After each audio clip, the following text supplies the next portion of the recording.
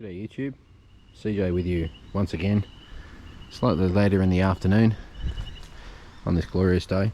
We were going well with the line trimmer. Chopped all this down, yep. Working well, until it wasn't. I've mangled me spring. I don't know where the clips have gone.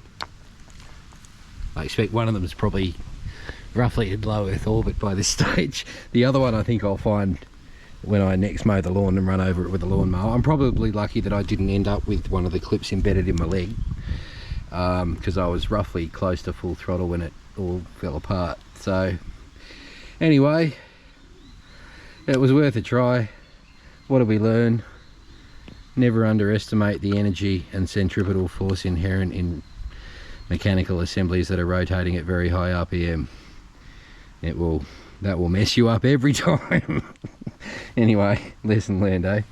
It was worth a shot. I'd love to know where those clips went.